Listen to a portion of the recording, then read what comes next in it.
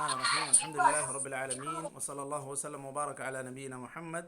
وعلی آلہ وصحبہ اجمعین اما بعد. ہم لوگ عمدۃ الاحکام میں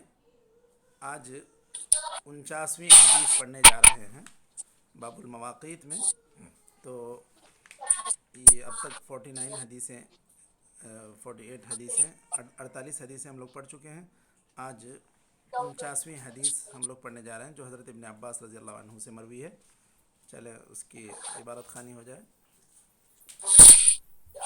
بسم الله الرحمن الرحيم نحمده ونصلي على رسوله الكريم أما بعد. وعن عبد الله بن عباس رضي الله عنهما قال أعتم النبي صلى الله عليه وسلم بالعشاء فخرج عمر فقال الصلاة يا رسول الله وقد النساء والصبيان فخرج ورأسه يقطر يقول لولا أن أشق على أمتي أو على الناس لأمرتهم بهذه الصلاة هذه الساعة. وعن عائشة رضي الله عنها أن النبي صلى الله عليه وسلم قال إذا أقيمت الصلاة وحضر العشاء فابدأوا بالعشاء. وعن ابن عمر نحوه. ولمسلم أن عائشة رضي الله عنها قالت سمعت رسول الله صلى الله عليه وسلم يقول لا صلاة بحضرة طعام ولا وهو يضافعه الأخبثان. وعن عبد الله بن عباس رضي الله عنهما قال شهد عندي رجال مرضيون وأرضاهم عندي عمر أن النبي صلى الله عليه وسلم نهى عن الصلاة بعد الصبح حتى تطلع الشمس وبعد العصر حتى تغرب. وعن أبي سعيد الخدري رضي الله عنه عن رسول الله صلى الله عليه وسلم قال لا صلاة بعد الصبح حتى ترتفع الشمس ولا صلاة بعد العصر حتى تغيب الشمس. وعن جابر بن عبد الله رضي الله عنهما أن عمر بن الخطاب رضي الله عنه جاء يوم الخندق بعدما غربت الشمس فجعل يسب كفار قريش وقال يا رسول الله ما كدت أصلي العصر حتى كادت الشمس تغرب. فقال النبي صلى الله عليه وسلم والله ما صليتها. قال فقمنا إلى بطحان فتوضأ للصلاة وتوضأنا لها فصلى العصر بعدما غربت الشمس ثم صلى بعدها المغرب. جی ایک اور حدیث پڑھ لیں تاکہ پورے باب فضل صلاة الجماعة ووجوبها. عن عبد الله بن عمر رضي الله عنهما أن رسول الله صلى الله عليه وسلم قال صلاة الجماعة أفضل من صلاة الفضل ب27 درجة. چلیے. بسم اللہ الرحمن الرحیم الحمد للہ رب العالمین وصلی اللہ وسلم وبارک علی نبینا محمد وعلی آلہ وصحبہ اجمعین اما بعد. ہم لوگ عمدۃ الاحکام میں کتاب الصلاۃ میں باب المواقیت سے یہ احادیث پڑھ رہے ہیں اور یہاں نمازوں کے اوقات کا ذکر ہو رہا ہے. بالخصوص اب جو حدیث پڑھی گئی ہے جہاں سے ہم لوگ پڑھنے جا رہے ہیں حضرت ابن عباس رضی اللہ عنہ کی حدیث، یہاں اس حدیث میں عشاء کی نماز کے اوقات کا وقت کا ذکر ہے اور اس میں بھی خاص طور پر فضیلت والا وقت. تو یہاں حضرت ابن عباس رضی اللہ عنہ سے مروی ہے، وہ فرماتے ہیں کہ نبی کریم صلی اللہ علیہ وسلم نے ایک مرتبہ بہت دیر کر دی عشاء کی نماز میں. اعتم یعنی اخر صلاة العشاء بعد ذهاب الشفق. الشفق وہ جو مغرب کے بعد جب سورج غروب ہوتا ہے تو ایک طرح کی لالی جو چھا جاتی ہے، پھر جب وہ ختم ہو جائے تو اس کے بعد عشاء کی نماز کا وقت شروع ہوتا ہے. اور جب بہت دیر اگر ہو جائے تو پھر وہ سارے سرخی وغیرہ ساری چیزیں ختم ہو کے ایک دم بالکل گہری تاریکی ہو جاتی ہے، تو نبی صلی اللہ علیہ وسلم نے اعتمہ، یہ گویا کہ دخل فی العتمہ، العتمہ کہتے ہیں ظلمۃ اللیل، آپ صلی اللہ علیہ وسلم نے کافی تاخیر کر دی عشاء کی نماز میں۔ تو حضرت عمر رضی اللہ عنہ جو ہے وہاں تشریف لاتے ہیں اور بتلاتے ہیں، اے اللہ کے رسول، نماز کا وقت ہو گیا اور بچے سو گئے اور عورتیں بھی گویا کہ سو گئیں۔ تو آپ صلی اللہ علیہ وسلم نکلے، یہاں آپ صلی اللہ علیہ وسلم کے سر سے گویا کہ پانی ٹپک رہا تھا، تو آپ صلی اللہ علیہ وسلم ایسے وقت میں آئے اور آ کر آپ صلی اللہ علیہ وسلم نے کہا کہ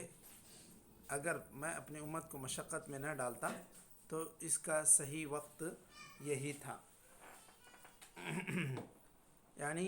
عشاء کی نماز کا وقت تاخیر سے یہ پڑھنا یہ زیادہ افضل ہے، اور آپ صلی اللہ علیہ وسلم نے کہا کہ اگر مشقت نہ ہوتی تو میں امت کو اسی وقت میں عشاء کی نماز پڑھنے کا حکم دیتا۔ تو آپ صلی اللہ علیہ وسلم کا یہ کہنا کہ لَأَمَرْتُهُمْ بِهَذِهِ الصَّلَاةِ هَذِهِ السَّاعَةِ، یہاں اس سے یہ پتہ چل رہا ہے کہ عشاء کی نماز میں تاخیر ہی زیادہ افضل ہے بنسبت دیگر نمازوں کے، عشاء کی نماز میں تاخیر زیادہ افضل ہے، اور اگر مشقت ہو تو پھر ایسی صورت میں جلد پڑھ لینا یہ زیادہ بہتر ہے، لیکن مشقت میں نہ ڈالا جائے۔ افضلیت کے حصول کے لیے جماعت کو یا پوری جماعت کو، پورے مسجد والوں کو، محلے والوں کو تکلیف میں نہ ڈالا جائے،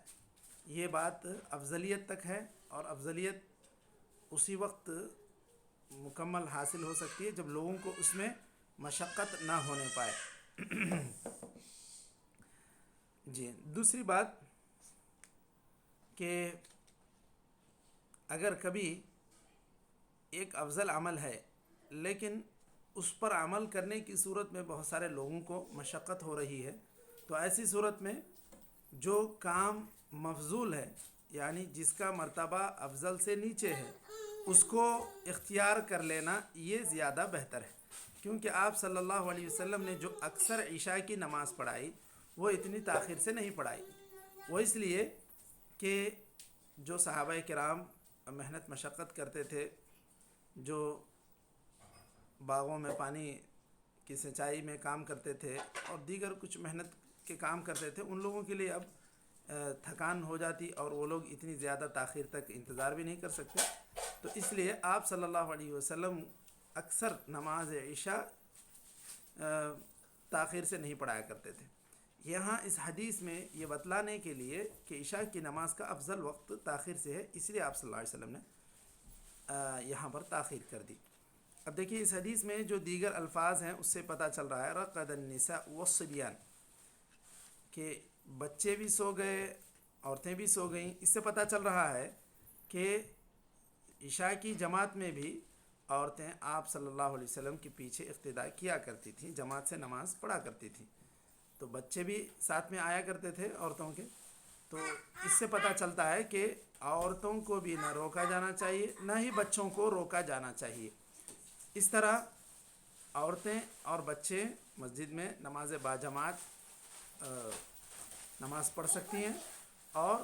بالکل پڑھنا چاہیے، اور اس سنت کو زندہ رکھنا چاہیے جو نبی کریم صلی اللہ علیہ وسلم کے دور میں تھی،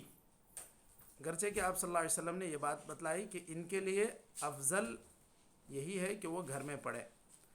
آپ صلی اللہ علیہ وسلم نے افضل بتلایا، ان کو منع کرنے کا حکم نہیں دیا۔ تو یہ کہ جو عورتیں جن کو سہولت میسر ہے وہ پڑھ سکتی ہیں عشاء کی نماز یا دیگر کوئی بھی فرض نماز، جمعہ کی نماز، تو وہ لوگ آ کے پڑھیں، اور جن کو اور بھی کچھ ذمہ داریاں ہیں وہ نہیں پڑھتی ہیں جماعت کے ساتھ تو کوئی بات نہیں، افضل نماز تو بہر صورت گھر میں ان کی نماز افضل ہوگی۔ یہ بات اس حدیث سے سمجھ میں آتی ہے، اور اس سے یہ بھی سمجھ میں آتا ہے کہ نبی کریم صلی اللہ علیہ وسلم کو حضرت عمر رضی اللہ عنہ نے تذکیر کرا دی، تو اگر کسی خاص دینی معاملے میں جو مسلمانوں کا خلیفہ ہے، ذمہ دار ہے، اس تک پہنچ کر اپنی بات رکھنا چاہیں تو رکھ سکتے ہیں، بالکل جس طرح حضرت عمر رضی اللہ عنہ نے کیا۔ اور حضرت عمر رضی اللہ عنہ کا یہ کام اس وجہ سے بھی تھا کیونکہ بچے سو گئے، عورتیں سو رہی ہیں، تو گویا کہ بہت دیر ہو گئی، اب شاید اور زیادہ لیٹ ہو جائے اور زیادہ تاخیر ہو جائے تو عورتوں کو، بچوں کو بہت زیادہ تکلیف ہو جائے گی۔ اسی لیے نبی کریم صلی اللہ علیہ وسلم کے اخلاق سے حضرت عمر رضی اللہ عنہ واقف تھے، اسی لیے آپ نے یہ کوشش کی کہ آپ صلی اللہ علیہ وسلم کو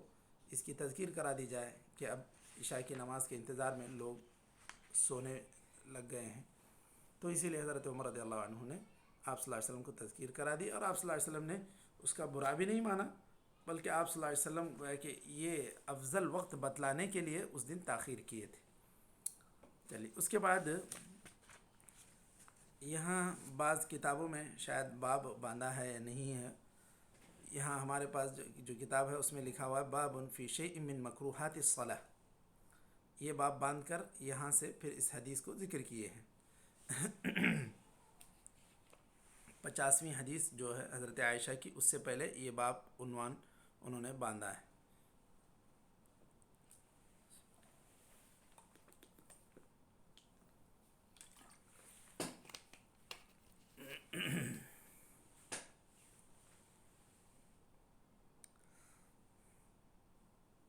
المکروہ کیا ہے؟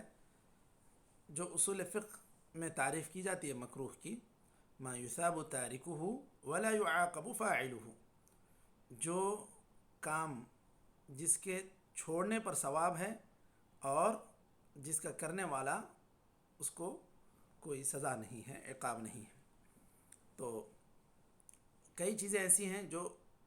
نماز میں مکروہ کہلاتی ہیں، اب اس کی وجہ سے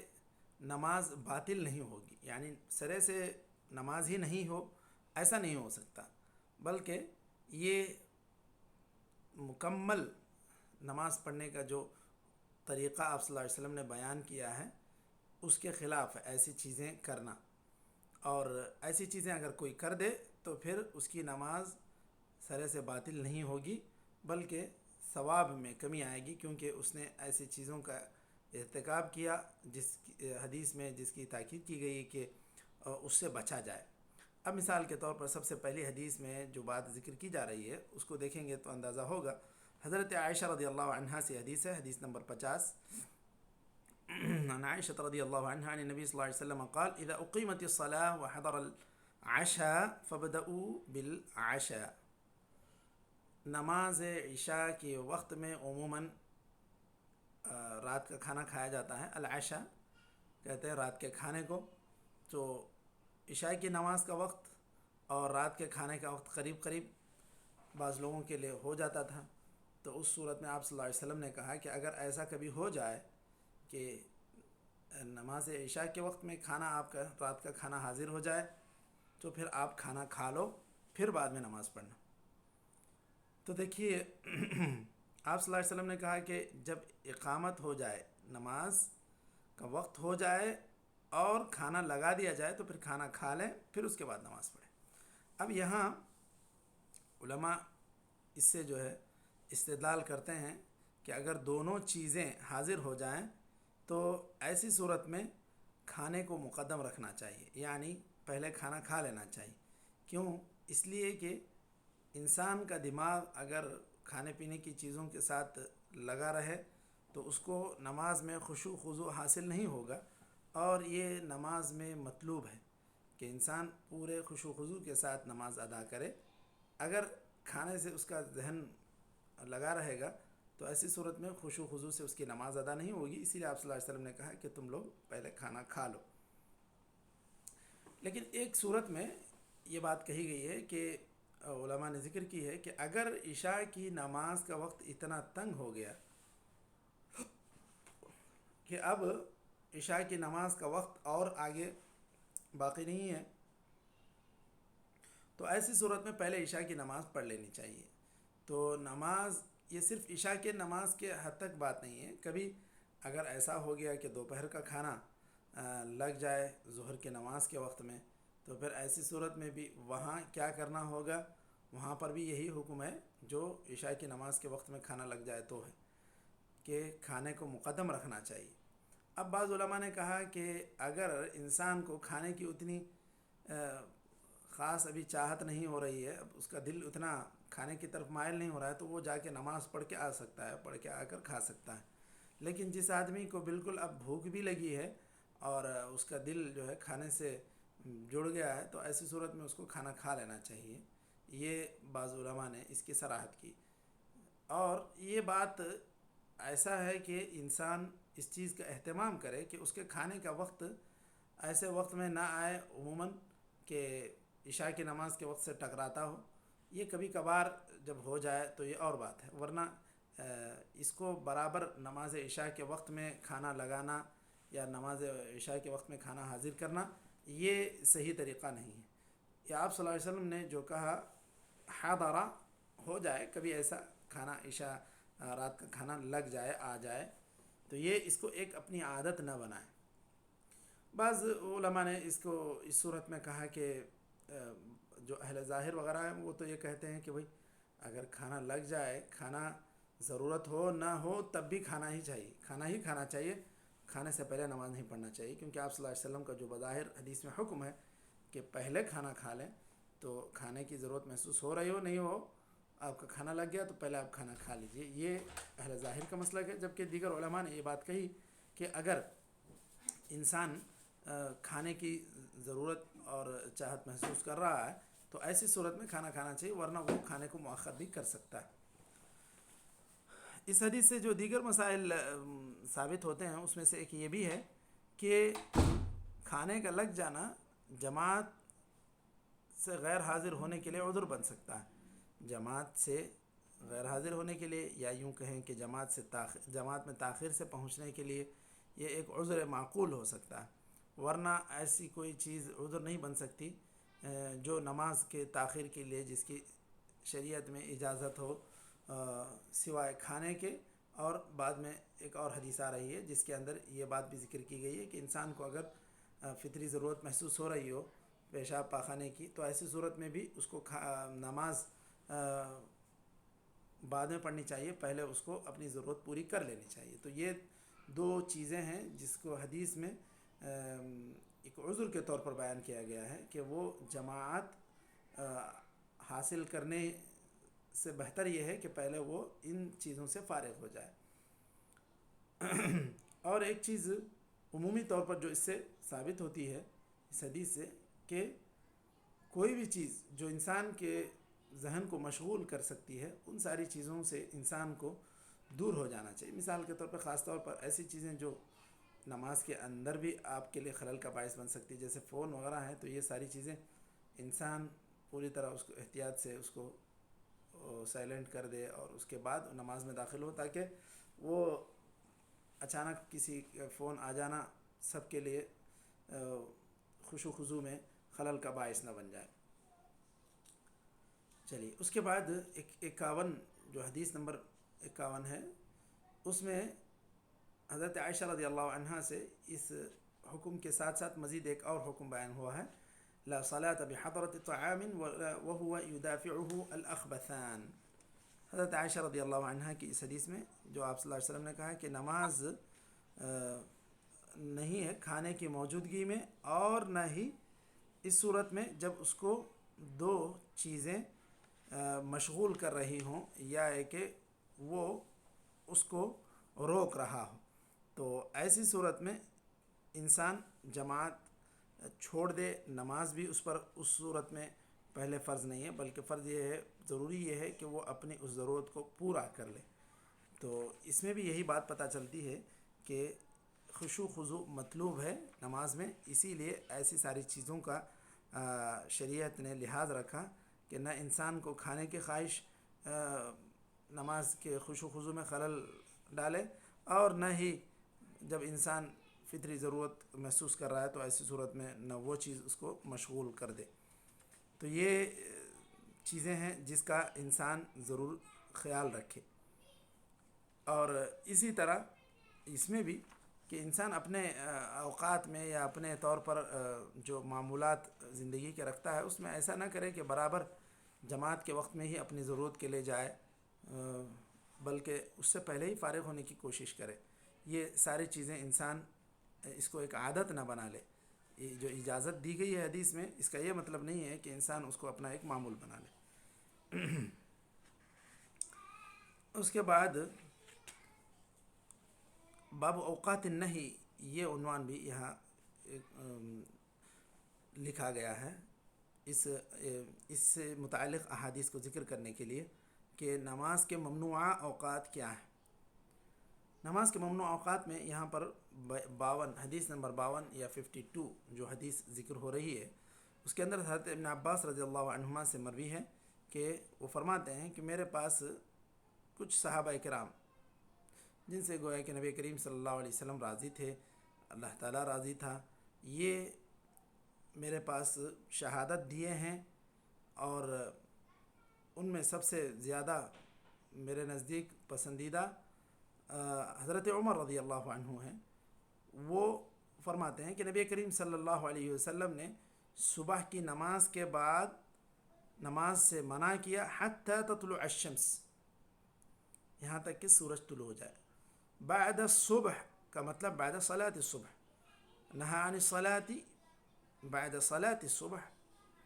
تو فجر کی نماز کے بعد سے سورج نکلنے تک پھر کوئی نفل نماز نہیں ہے۔ اگر کسی انسان کی فجر کی نماز لیٹ ہو گئی، وہ تاخیر سے اٹھا، تو پھر اس انسان کو چاہیے کہ وہ فوراً نماز پڑھ لے، اب برابر سورج کے نکلنے کا انتظار نہ کرے۔ یہ جو بات کہی گئی کہ انسان فجر کی نماز اگر لیٹ ہو جائے تو پھر بالکل جب سورج نکل رہا ہو ایسی صورت میں یا اس سے کچھ پہلے آدمی نماز شروع نہ کرے، تاکہ مشرکین کی مشابہت نہ ہو کہ جو لوگ سورج کے نمودار ہونے کے وقت برابر اپنی عبادت شروع کرتے ہیں یا عبادت کرتے ہیں۔ تو اگر مثال کے طور پر کہیں جماعت ہوتی ہے 5:15 میں، کوئی انسان اٹھا 5:30 پونے 6 کے آس پاس، تو پھر ایسی صورت میں اس انسان کو جیسے ہی نیند کھلے نماز پڑھ لینا چاہیے۔ اب سورج پوری طرح طلوع ہونے کا وہ انتظار نہ کرے، لیکن سورج طلوع ہونے کا وقت قریب ہو گیا تو ایسی صورت میں اسے انتظار کرنا چاہیے یہاں تک کہ سورج طلوع بھی ہو جائے اور ایک نیزے کے برابر اوپر بھی چڑھ جائے۔ چلیے، یہاں جو حکمت ہے کہ نبی صلی اللہ علیہ وسلم نے کیوں منع کیا کہ ایسے وقت میں نماز نہ پڑھی جائے، یہ مشرکین سے کسی بھی قسم کی مشابہت نہ ہو عبادتوں کے معاملے میں، اسی لیے آپ صلی اللہ علیہ وسلم نے منع کیا۔ اور خاص کر یہ نفل نماز تو بالکل ہے ہی نہیں، فجر کے بعد بھی نہیں ہے اور عصر کے بعد بھی نہیں ہے، یہاں تک کہ سورج غروب ہو جائے۔ دیکھیے، تو یہ حضرت ابن عباس رضی اللہ عنہ فرماتے ہیں ان رسول اللہ صلی اللہ علیہ وسلم نہى عن الصلاة بعد الصبح حتى تطلع الشمس وبعد العصر حتى تغرب، تو یہ دونوں وقت بتلائے گئے ہیں جو ممنوع اوقات میں سے ہیں۔ اور بعض دیگر احادیث میں زوال کے وقت کو بھی منع کیا گیا ہے کہ بالکل جو زوال کا وقت ہو، جب سورج بالکل سر پر ہو، ایسی صورت میں بھی نماز نہیں پڑھنی چاہیے۔ یہاں پر جو اب ہم لوگ پڑھنے جا رہے ہیں حدیث نمبر 53، اس کے اندر حدیث نمبر 53 میں حضرت ابو سعید خدری رضی اللہ عنہ سے مروی ہے، اسی حکم کو دہرایا گیا، اسی حکم کو مزید واضح الفاظ میں کہا گیا، لا صلاة بعد الصبح حتى ترتفع الشمس، کہ نماز نہیں ہے فجر کے بعد بھی یہاں تک کہ سورج پوری طرح اونچا ہو جائے، ولا صلاة بعد العصر حتى تغیب الشمس، اور نہ ہی نماز عصر کے بعد یہاں تک کہ سورج پوری طرح غروب ہو جائے۔ تو یہاں دونوں ہی وقت میں جو آدمی جس کی فرض نماز چھوٹی ہے اس کو فرض نماز پڑھ لینا چاہیے، یہاں پر بعد العصر بعد الصبح کہا گیا تو وہ برابر انسان کی عصر کی نماز ہو جائے، جماعت کی نماز ہو جائے، اسی کے بعد مراد ہے۔ اگر انسان عصر کی نماز نہیں پڑھا ہے، سو گیا تھا، تو اس کو چاہیے کہ وہ فوراً عصر کی نماز پڑھ لے سورج غروب ہونے سے پہلے۔ اب یہاں پر جو ممنوعیت ہے حدیث میں، وہ خاص طور پر نفل نمازوں کے لیے ہے۔ یہاں اس حدیث سے یا دونوں حدیثوں سے جو مسائل مستنبط ہو رہے ہیں، اس میں سب سے پہلے یہ بات کہ مطلق طور پر نفل نمازوں سے ممنوعیت ہے۔ ایک تو صبح کی نماز کے بعد، دوسرا صبح کی نماز کے بعد یہاں تک کہ سورج جو ہے ایک نیزے کے برابر اونچا ہو جائے، اور اسی طرح عصر کے بعد بھی ممنوعیت ہے یہاں تک کہ سورج غروب ہو جائے۔ یہ دونوں مسئلے ان احادیث سے ثابت ہوتے ہیں۔ اور اسی طرح اس سے یہ بھی ثابت ہوتا ہے کہ کفار کی مشابہت اختیار نہیں کی جانی چاہیے، نہ عادات میں، نہ عبادات میں، نہ اور چیزوں میں تقلید ان کی کرنا چاہیے۔ دیگر احادیث میں اس کو مزید وضاحت کے ساتھ ذکر کیا گیا ہے، لیکن یہ بات یہاں تک جو ذکر ہوئی ہے، اس میں تقریباً بات واضح ہو گئی کہ یہ دو وقتوں میں آپ صلی اللہ علیہ وسلم نے نمازوں سے منع کیا۔ اسی طرح بالکل جب سورج سر پر ہو، حین یقوم مقام الظہیرہ، بالکل دوپہر میں سورج جب سر پر ہو، اس صورت میں بھی نہیں نماز پڑھنا چاہیے۔ یہاں یہ میٹنگ ختم ہوتی ہے۔ ہم لوگ انشاءاللہ حدیث نمبر 54 باب قضاء الفوائت و ترتیبها، اس حدیث کو ہم لوگ حدیث حضرت جابر کی حدیث عن جابر بن عبداللہ انشاءاللہ ہم لوگ کل پڑھ لیتے ہیں۔ تو یہاں تک آج ہم لوگ رک جاتے ہیں۔ نکتفی بہذا القدر، وصلی اللہ وسلم علی نبینا محمد وعلی آلہ وصحبہ اجمعین۔